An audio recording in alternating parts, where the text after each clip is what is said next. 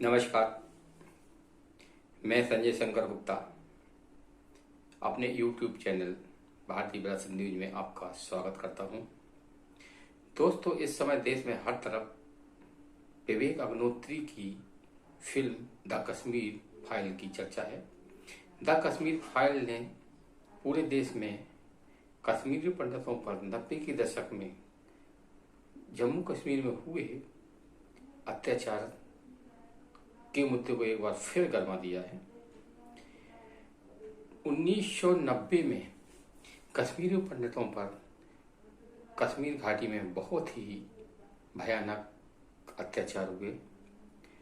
उनकी बहू बेटियों के साथ रेप किया गया, उनके घर जला दिए गए और उनको कश्मीर घाटी छोड़ने के लिए मजबूर कर दिया गया। लाखों की संख्या में कश्मीरी पंडित कश्मीर घाटी से पलायन कर दिल्ली तथा देश के अन्य जगहों पर शरण लेने पर मजबूर हो गए। आज भी बहुत सारे कश्मीरी पंडित देश के विभिन्न भागों में शरणार्थियों के रूप में रह रहे हैं। अपना घर बार छोड़ने के बाद इनको बहुत ही बुरी कंडीशन में अपना जीवन यापन करना पड़ रहा है।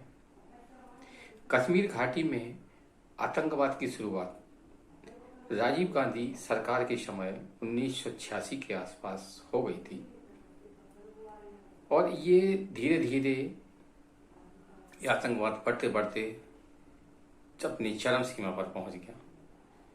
इसके लिए वह उस समय की तत्कालीन सरकारें जिम्मेदार थी। तत्कालीन राजीव गांधी सरकार, जम्मू कश्मीर की डॉक्टर फारूक अब्दुल्ला सरकार ने कश्मीर में आतंकवाद की अनदेखी की और आतंकवाद को रोकने के लिए कोई भी कठोर कदम नहीं उठाए। द कश्मीर फाइल में जो भी कश्मीरी पंडितों पर अत्याचार दिखाए गए हैं वो एकदम सत्य है।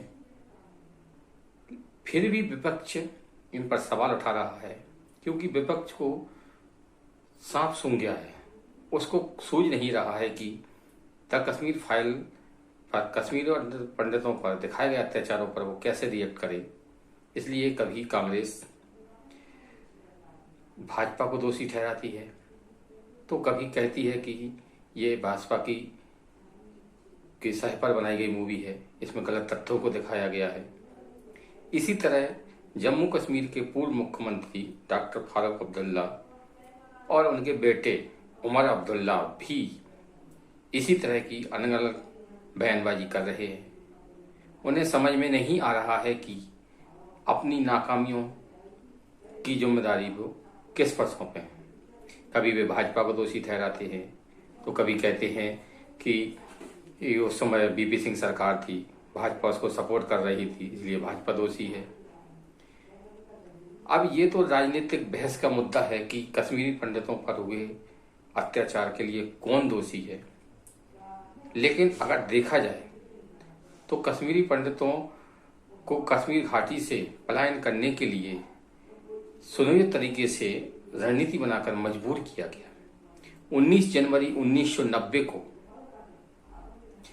कश्मीर की मस्जिदों से एक ऐलान किया जाता है कि हिंदुओं घाटी छोड़ दो या इस्लाम स्वीकार कर लो, अपनी बहू बेटियों को छोड़कर भाग जाओ, नहीं तो मारे जाओगे। उसके बाद भी सरकार ने कोई कठोर कदम नहीं उठाया। 19 जनवरी 1990 के एक दिन पहले कश्मीर के मुख्यमंत्री डॉक्टर फारूक अब्दुल्ला इस्तीफा देकर लंदन चले गए। उसके बाद में डॉक्टर जगमोहन सिंह को कश्मीर का राज्यपाल बनाया गया। डॉक्टर जगमोहन जब तक कुछ समझ पाते तब तक कश्मीर घाटी में हालात बेकाबू हो गए। उस समय कश्मीरी पंडितों का ना तो जम्मू कश्मीर पुलिस ने साथ दिया, ना ही केंद्र सरकार ने भी कोई एक्शन लिया। बीपी सिंह सरकार में गृह मंत्री डॉक्टर मुफ्ती मोहम्मद शहीद थे। उनकी बेटी डॉक्टर रूबिया शहीद का उस समय अपहरण हुआ। डॉक्टर रूबिया शहीद के अपहरण कांड में बहुत सारे खूंखार आतंकवादियों को बीपी सिंह सरकार ने छोड़ दिया। इन्हीं आतंकवादियों ने आगे चलकर कश्मीर में आतंक का नंगा नाच किया। ये सब तो आप सभी लोग जानते हैं, लेकिन कश्मीर में जो सांस्कृतिक विरासत है वो किसी एक जाति एक धर्म की नहीं थी।